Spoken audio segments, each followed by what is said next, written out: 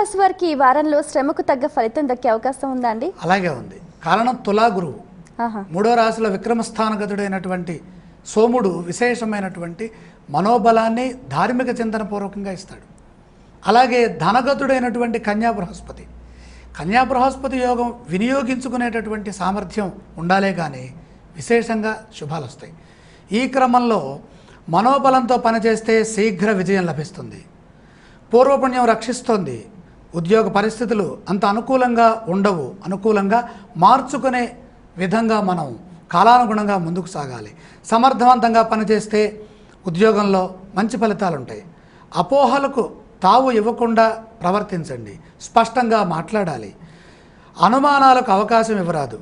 పనిలోనూ మాటలోనూ ఆలోచనలోనూ మనం చెప్పేది చాలా స్పష్టంగా ఉండాలి. అక్కడ చిత్తశుద్ధి కూడా ఉండాలి.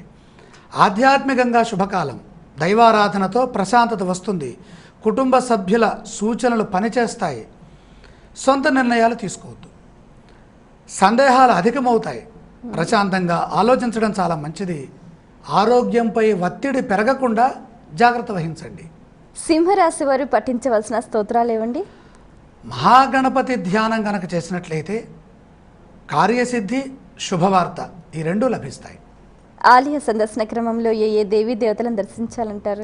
గణపతి ధ్యానం చేస్తున్నాం కాబట్టి గణపతిని సందర్శించి ఆ గణపతికి బెల్లము కానీ లేదా గరిక కానీ సమర్పిస్తే చాలా మంచిది.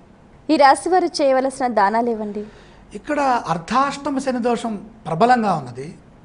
జన్మంలో రాహుదోషం ఉంది. శనిప్రీతిగా నువ్వులు, రాహుప్రీతిగా మినుములు దానం చేయడం చాలా మంచిది.